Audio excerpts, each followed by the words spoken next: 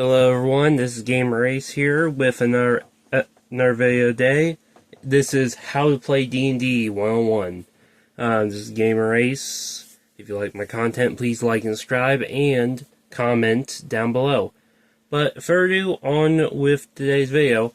This is going to be broken up into sections, so we're going to break it up into the races that you can play, the classes you can play, and then over the course of the series, we're going to cover over all the other topics, backgrounds, monsters, lore, over the complete game. But we are going to go over the basics right now of D&D, character creation, which is the biggest part of any D&D player's experience. Most of the time, when you first start out a campaign, your DM or Dungeon Master, he'll ask you to create a character. There's many ways you can do this, but I would usually start off with the Player's Handbook, or if you have other books, or if you're playing a homebrew game, you can ask your DM about certain races or classes or subclasses you can play as. But we're going to go over the basics. So, let's begin. So, since I don't have paper for actually building the character, so we're just going to do it on a notebook. Because for me, I prefer doing a notebook when building characters, because it gives you a whole lot more room, a lot more freedom to construct a character. Most of the time, most people usually, I say this usually, mostly build, go with stats first and then onwards. But for simplicity's sakes, we're going to go with doing the background first before we do anything, before we roll up the stats. Because, we want to know what what class, what race, what is this character gonna be. Most people already have an idea for a character and all that, but we're gonna do something a little different. So, first page here, we're going to do something. We're gonna do like a random generation. So, also, make sure you keep dice with you, especially if you want to do random, because sometimes you want to keep dice around for random rolls. So, let's get started. So, we're going to build us a random chart for what type of character we could build. So, we're going to go with basic. Gnome, obvious choice. Gnome, dwarf. Gnomes, how can I best describe them? They are very small humanoids. Very, very small, very intelligent, very... some of them can be tricksters, some of them can be pranksters. Some are very bright and intelligent and make clockwork devices, like rock gnomes. There's a whole lot of lore over them. Hopefully in another video, I cover over the gnome story, the gnomes lore, so with all the other races, but this is just basic character creation, so we're going to just start off with the basics of character creation. So, we got our gnome, dwarf, why not human,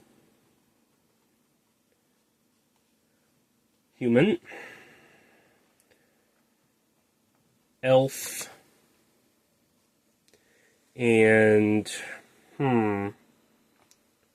6. That'll make 6. Perfect. Halfling.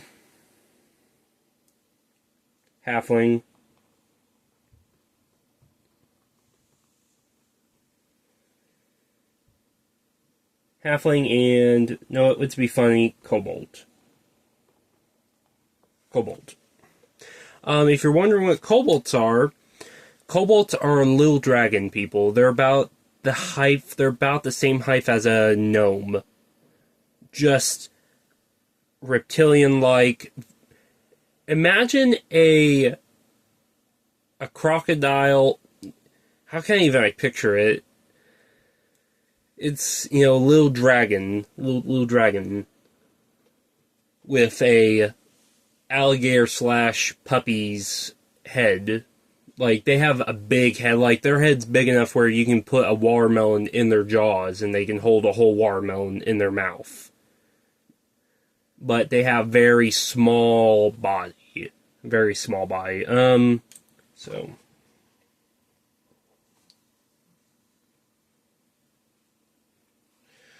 Classes.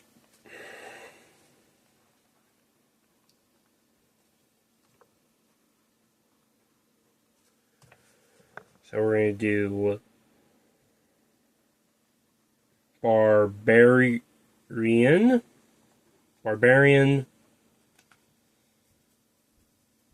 Wizard,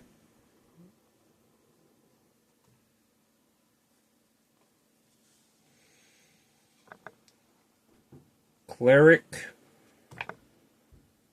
Bard,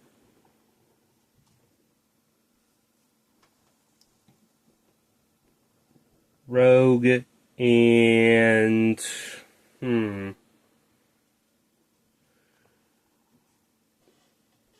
Warlock. Warlock, or the Coffee Lock.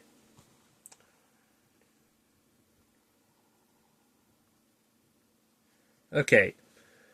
Let's first start off with the race and class first. So, take your D6. Because, you know, it makes it a lot easier to decide, you know, what you want to play as. So, this is pure random. Here we go. 5. Okay, Halfling. Halfling. Here we go. Class. We got 6. Ooh. That's going to be interesting. Warlock.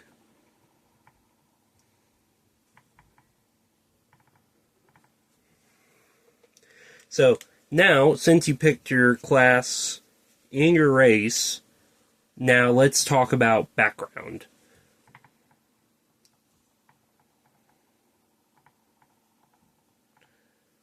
Background is what helps out decide on what, you know, what type of background does your character come from. Is he a nobleman? Is he a artist? Is he a entertainer? Is he a sage? You know, someone who wanders around searching for knowledge? Is he an acolyte? You know, so on and so forth.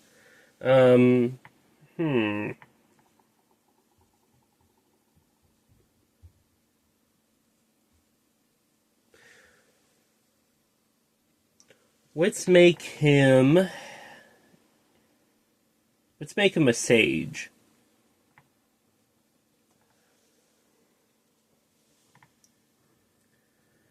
So, we have the race, class, and background. A halfling warlock sage. So, also there's other main things, but so for make this simple, he is a male halfling. Age-wise, you can roll for it. I usually do 2d12 on age. Makes it simpler. So here we go. 3, 7 plus 4. So let's see, 10. So 17, 18, 19, 20. So he is his early 20s, so at 21.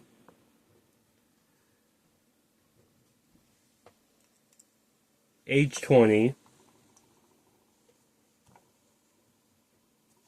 So, we got the race, class, background, no gender and everything. Age 21, so early 20s.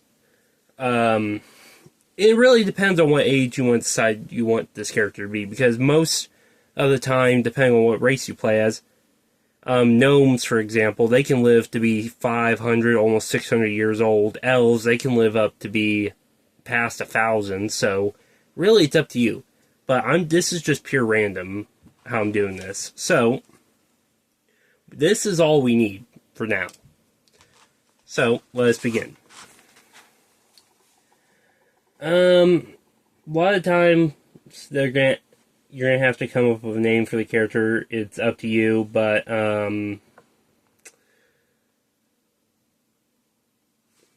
let's name him Bobby Greenbottle. Bobby Greenbottle. I'm thinking of a country accent for him, so Bobby Greenbottle.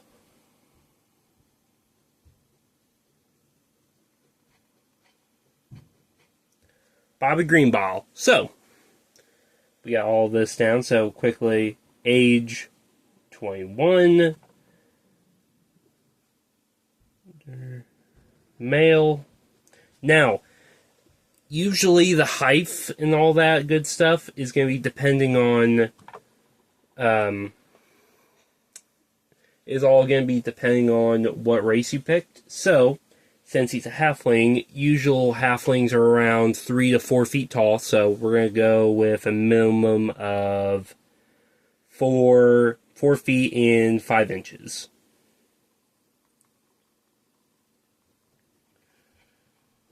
Four feet, 5 inches. Weight, most halflings weigh about 60, 70 pounds, about 50. Is it 90?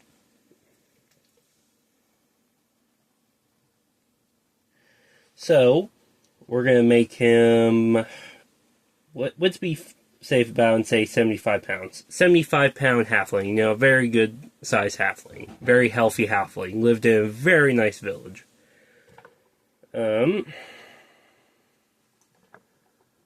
Background. Sage. And then class. Warlock. And race. Halfling. If I would suggest you write all details down because it makes it easier later down the road to, if you check your notes again about specific details about your character, you have all this down. But anyways, let's continue. So, the crucial stats: strength, dex, intelligence, constitution, wisdom, and charisma. These are the major stats. Also, it depends on what game you play. If you play 5th edition or if you play 3.5, it varies between character to character. My games are usually homebrewed between both 5th edition and 3.5. Mostly 3.5 takes over because I usually play high tier characters, like characters that are above level 20. Like level 25 to level 50 characters. But so we're into, you can roll for stats or not. You also have standard array. So we have 15 going down all the way down to 9. So since we're playing Warlock, charisma is going to be a crucial stat you want. I also say dex because you're going to have a few spells that are dex-based, plus you're going to be probably using a dex weapon, like a short bow, or a dagger, or a short sword. Either or, give or take. So, I say charisma, so 15. So, depending on what sub-race of halfling you play as, you get bonuses to your character. So, since we're playing as a warlock, since we're playing as a halfling, we get a +2 to Dex, because we're playing as a scout, as a Lightfoot halfling. Lightfoot halfling. So, +2 to your Dex. So that is 14. It'll be technically 16 now. The reason why I'm putting the highest point skill you can put in there is because you're going to be mostly casting a lot of spells with your charisma modifier. That's where a lot of your spells come from, is charisma. So now that's a +2, +1. So your dump stat, I would suggest it'll be strength, because you're not going to be up in the front a lot fighting, so that'll be -1. Intelligence, it's up to you. Constitution's going to be another stat you want high a little bit, because meat points are best points, especially if you don't want your character getting dropped so easily. Wisdom, if you're playing as a cleric or as another class, you have to use wisdom. Intelligence, it's for wizards. Mostly spellcasters like wizards use intelligence. Sorcerers are also using charisma to cast spells. So if you're playing as a sorcerer, charisma. So,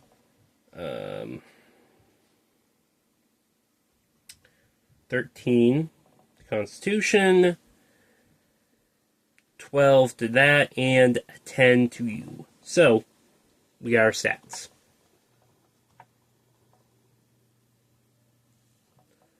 +0. If I remember correctly. It's been a while since I have built a character. It's been a little minute. So, here's the stats.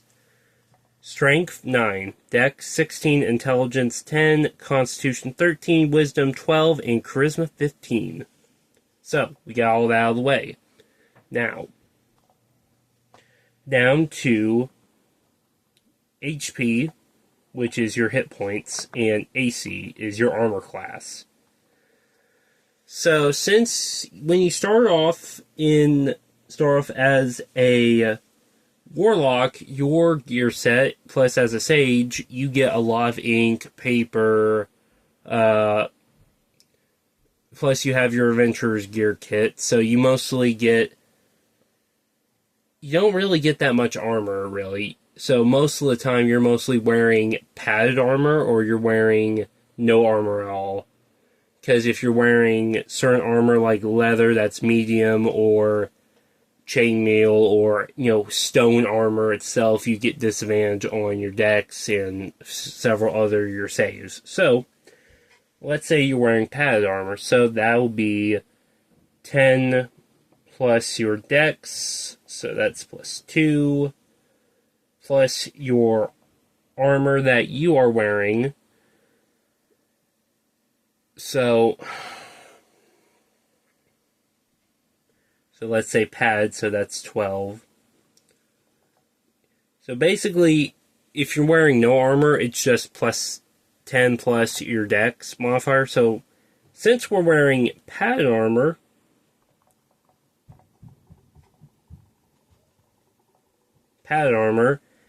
you get a total of 14 AC. HP, the warlock is a 1d6 HP pool.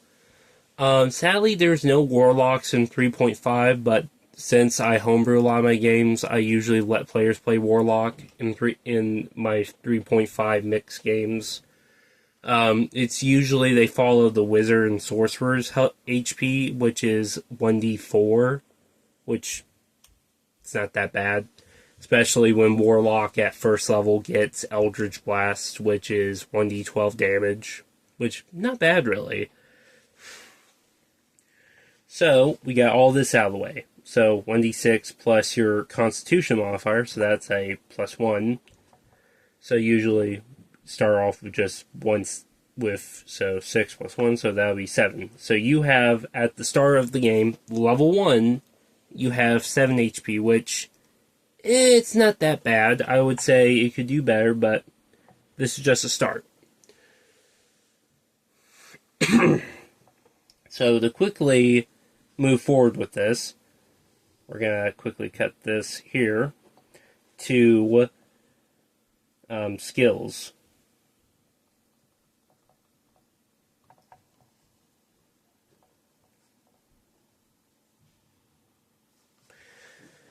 There's a lot of skills. There's a whole list of skills.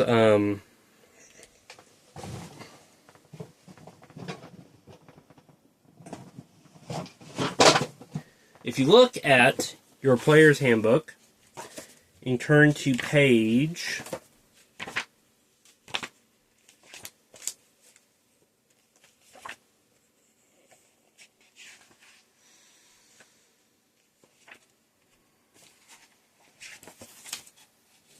'Ah, here it is. Once you turn to the back of your player's handbook, you also get these saving throws. Here's the big ones. Skill and saving throws. So this is what you mostly get. So you have your strength. So these are the skills that'll save you the most. These saving throws will help you out, negate poison, getting petrified, so on and so forth. So strength, dex, it's good. Sometimes you can abbreviate and make it easier on yourself instead of writing the whole thing down. Wisdom and charisma.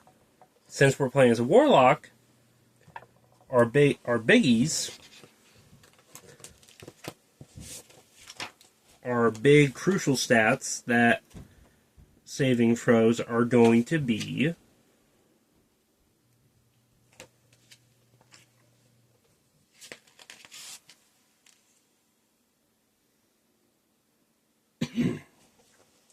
saving throws will be your wisdom and charisma.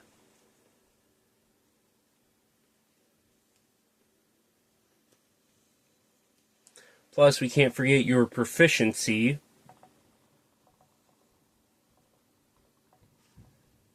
Modifier, which at the level you're at the start, you only have a proficiency modifier of at least +2. So your spell save, so let's quickly write this down. Spell save DC. So it's, if you're casting like a spell on someone, they have to pass your DC in order to not get affected by the spell. So your spell DC is affected by your proficiency modifier, which is a +2, plus your charisma modifier, that is +2 +8, so 9, 10, 11, 12. So spell save of 12 plus your spell attack modifier, which is your proficiency plus your charisma. So that is 4. So, which is not bad, really. So, +4 to your spell attack modifier. So, you're quite... Oh, crap, I forgot. That's a +3. Forgot. Brain just... So, that would be a +5. So, really... You're starting off, so far, this character already has good enough abilities as it is.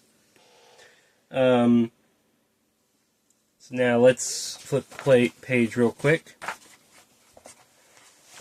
So now, let's get really started into building your warlock. So we have outer worldly patron. Basically, as a warlock, you don't have magic, but the only reason why you don't The only reason you have magic is thanks to your patron, a being that's more powerful than you that allows you to have magic. It's like, what's the best terms for this?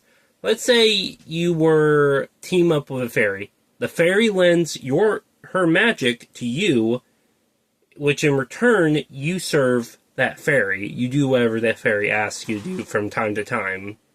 Or so on and so forth. Plus you have pact magic. Basically your patron has to honor the terms of the pact that you and her made, or you and him, or whatever you made. It can be even a red dragon you make a pact with. But we're going to look at what patrons that you can get. Pact magic.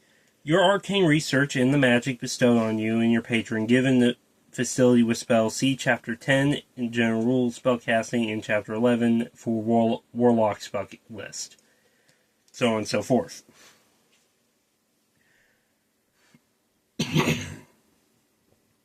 Ooh. So, here we go. Otherworldly patrons. You strike a bargain with otherworldly beings such as your choice. Archfey, the Fiend, or the Great Old One. So, since he's a halfling, we're going to go with our patron. The patron, he is a Archfey. So basically a fairy or something from the Feywild.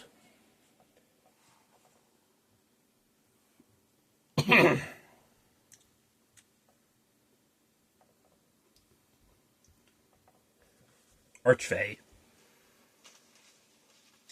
Now, since we got that taken care of, let's go into... So, when you hit level 2, you get Eldritch Invocations. At level 3, you get Pact Boons. Level 4, you get Ability Score Improvement. And so on and so forth until you hit level 20, once you hit Eldritch Mastery. Mostly, we're going to focus on the first 3 levels, which is 2nd, 3rd, and 4th levels. Eldritch Invocations. Basically, you study lore underneath Eldritch Invocations, fragments of forbidden knowledge that imbue you with abiding magic abilities. Basically, helps get your warlock to be stronger, makes your spells more powerful, so on and so forth. At level 3, you get Pact Boon. Now, this is when the fun begins. Well, when you play as a warlock, you get Pact Boon, which is you get Pact of the Chain, Pact of the Blade, or Pact of the Tome. Pact of the Chain is where you learn the Find Familiar spell and cast it as a ritual, and the spell doesn't count against your number of spells known. So you can cast this freely. Means you can get, every time when you lose a familiar, you can just recast another. Pact the Blade. You create a packed weapon in your empty hand. You choose the form of the melee weapon which you want it to look like. This weapon counts as a magical for the purpose of overwhelming resistances, immunities, and non-magical attack damage, which is very good for characters. Means you can have that as a bow, a short sword, really a lot of things. Pact of the Tome gives you a few spells from everyone else's spell list, which means wizards, sorcerers, so on and so forth. But we're going to go with Pact of the Blade, because those magical resistances are quite a pain in the butt in later game, and in the first part of the game, it could be a pain in the butt. So, let's say he made it to level 3. Your warlock made it to level 3, you got a chance to pick. So, you do Pact of the Blade. So, the weapon, let's say, I'm going to do short sword, because, that is a dex weapon, so, short sword. And really, it's up to you and your DM to decide on what does the weapon look like. Let's say Archfey, for instance, the short sword, it comes right out of the ground, spawning, materializing in your hand while vines, stones, and other actual materials form this beautiful, slender, shortened blade in your hands. While you grasp it, it becomes attached to your body, allowing you to summon it at will any part of the time, leaving, like leaving a flower on your hand or some type of plant-like material on your hand, like vines crawling up your arm. Which every time when you go into combat, you can quickly draw out your packed weapon. So many ways you can go with the Pact of the Blade. If you ever watch Critical Role, it's Campaign 2, where Ford, Travis's character, is a warlock of the Pact of the Blade that wields a weapon given to him by a sea creature. By a very powerful sea creature, a Leviathan. So, let's go deep into Pact of the Blade so we can get this more. So, quickly. And then, if you hit level 4, you get ability improvement.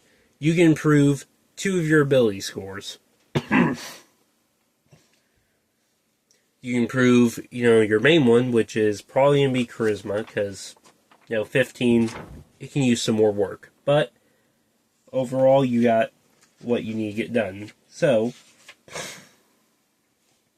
when you picked your pack of the Archfey, you get given special abilities, special spells that are strictly of your patron. So,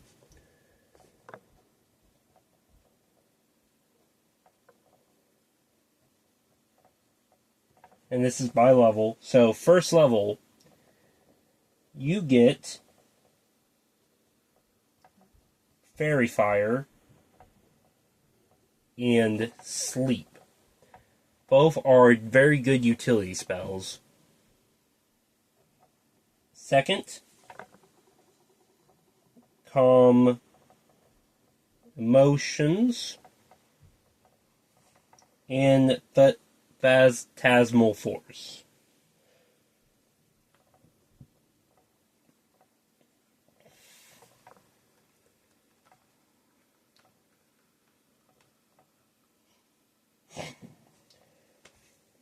Third level, you get Blink,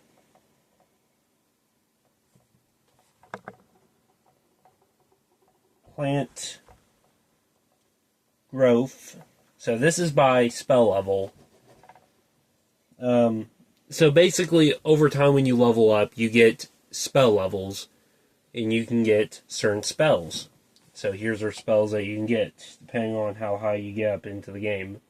And fourth is Dominate Beasts.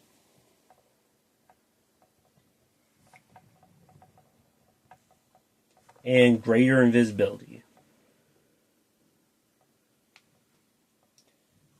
And then last of all is Dominate Person and Seeing. Seeing. Ah, here it is. Seeing.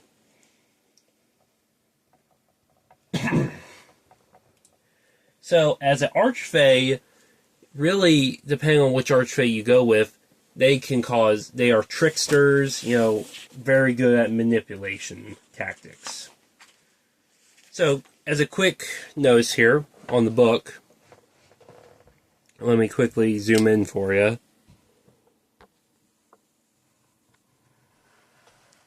As you see, you get a lot of abilities from levels 1st all the way down to 20th. This is 5th edition, of course, but if you're playing, games where you want to go above that, you can. So on and so forth.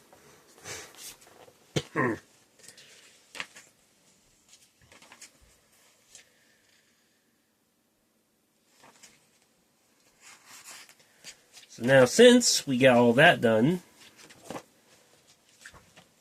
let's now get down to spells. So, we're level 3. We got our spells we get to use. So we have our cantrips, the spells that we can always cast. All the time, regardless.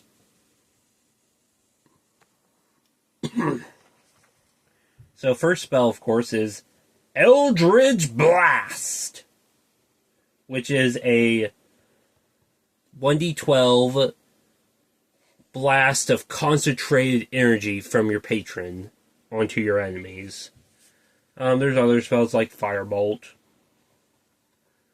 We'll just give them two of those. And then now we just go into this. First, second, and then we'll go for thirds. Third spell, fourth, all the way down. We'll just say we hit third level spells.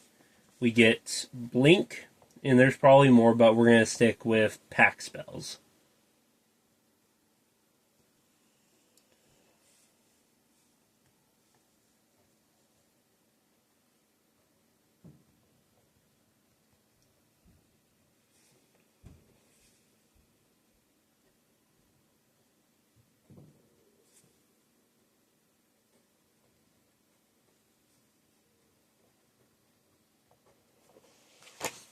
So now, we got our spells.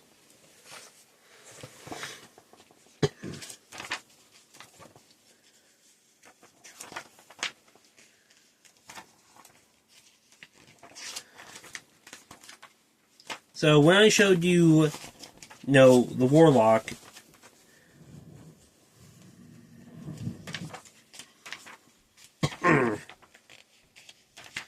so when I showed you guys the Warlock, there are invocation known. So this is, you are given the amount of times you can cast. So you have spell slots. How many times you cast it. So let's say you hit the level 4. Or level 3 or level 4. At level 3, you get you get 2 spell slots. You get 2 spell slots. Which means you can't really cast that many spells. So you can probably cast 1 level spell and then a 2nd level, and that's it. That's why Eldritch Blast is going to be your main go-to spell, because you can snipe people pretty far with Eldritch Blast.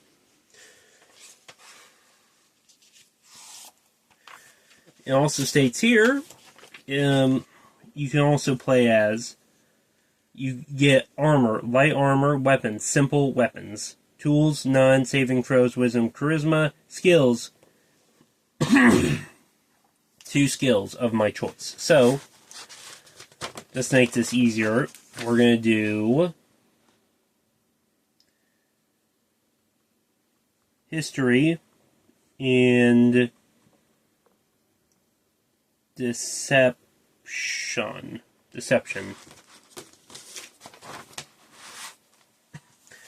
But let's quickly get into background. Since we are playing as a sage, you spent years learning the lore of the multiverse. You have went through multiple scrolls throughout history. So, languages, you get 2. Well, you also have your main language that is common. So you get 3 altogether. And depending on what race you play as, you also get that race. So you also get Halfling. So now we get to pick 2 races we get to use. And there's a whole list, so you know what, we're going to quickly just run over to the language portion.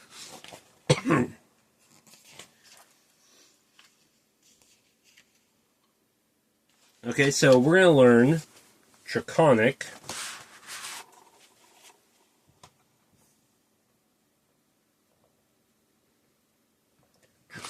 and Elvish.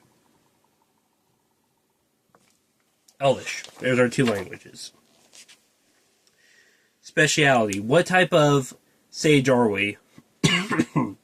Are we an alchemist? Are we an astronomer? Are we a librarian? Are we a professor, researcher, wizard's apprentice, or scribe? Let's say we are a alchemist. We are alchemists across the realm who's been searching for the lost tomes of mastery potions of the century. And of course, the reason why he went on this venture is going to be depending on how you want to build them. Personal traits. You have personal traits, you have ideas, bounds, and flaws. So we're going to do a quick go through and do all what we need to write down. So, personality traits. 5. PT, personal trait. I'm willing to listen to every side of an argument before I make my own judgment. Means I'm gonna have to look at everything before I even make my own decision on things. Means if we're going into a Black Dragon's Inn, I'm gonna have to be careful on how I judge things. Or how I judge other characters' personalities. So, ideas. Like, what's the drive? What's the passion for this?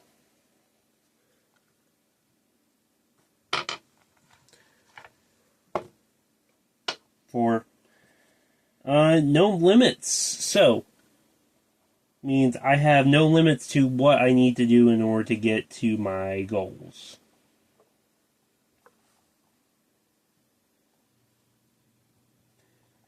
Nothing feared. Nothing should feather to infinite possibilities inherent in all existence. So chaotic. So I am a chaotic individual.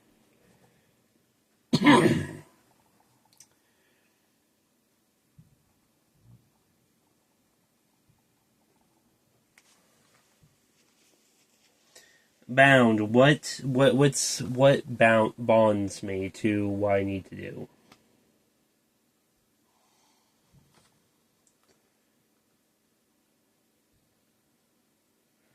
So here we go. So I got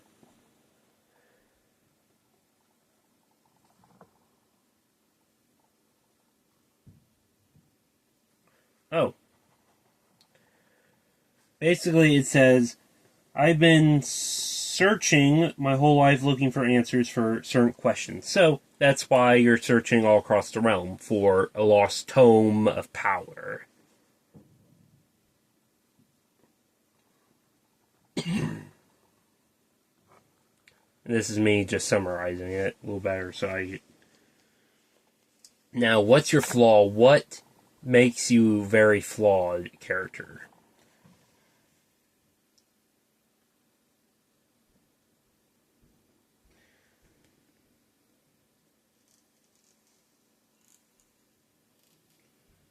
Okay, so I am easily distracted by promises of information.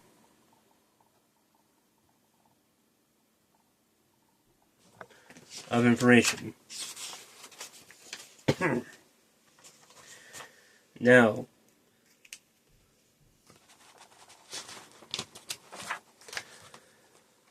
so here we go. This is the final result. So, name of the character is Bobby Greenbottle.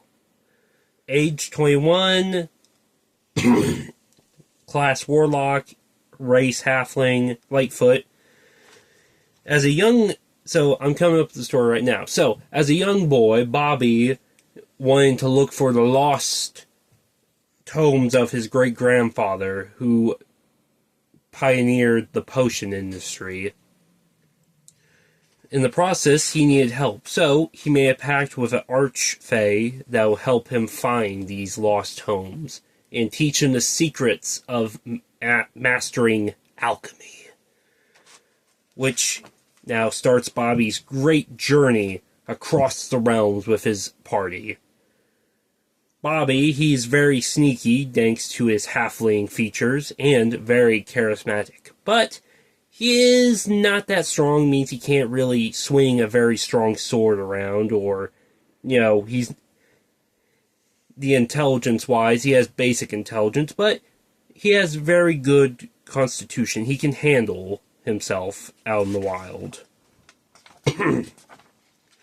Very good with history, but also very deceptive about his surroundings. He knows how to deceive when he needs to. And when you look at his arm, you see this green vine all the way up his shoulder, right on the side of his neck.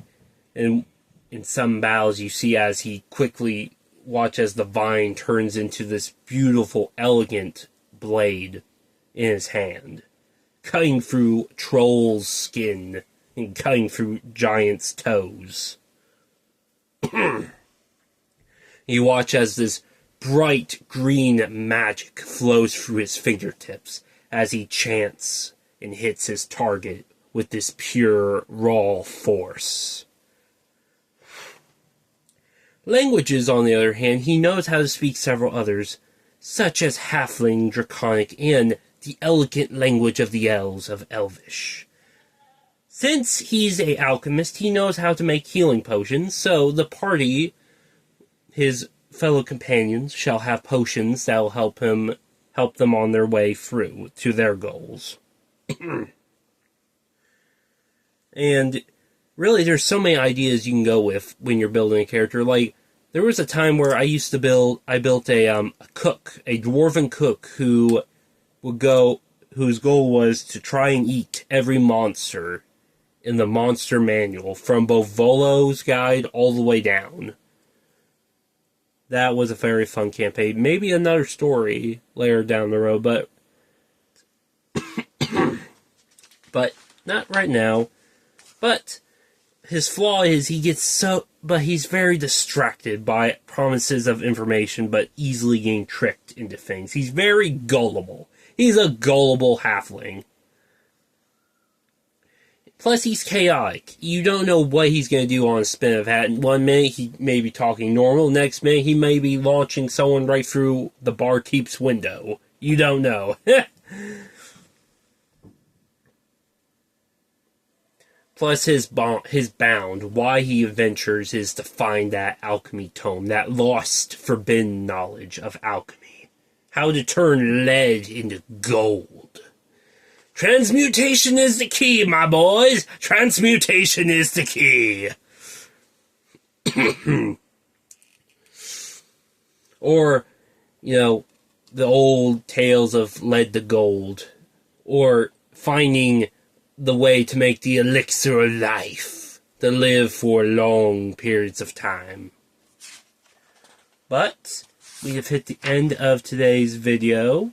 If you like my content, please like and subscribe and comment down below. This is my first time doing these type of videos, and if you guys have any suggestions for any future character ideas, let me know.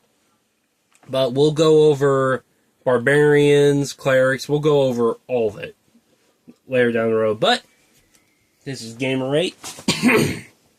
This is Gamer Ace from How to Play D&D 101, signing off.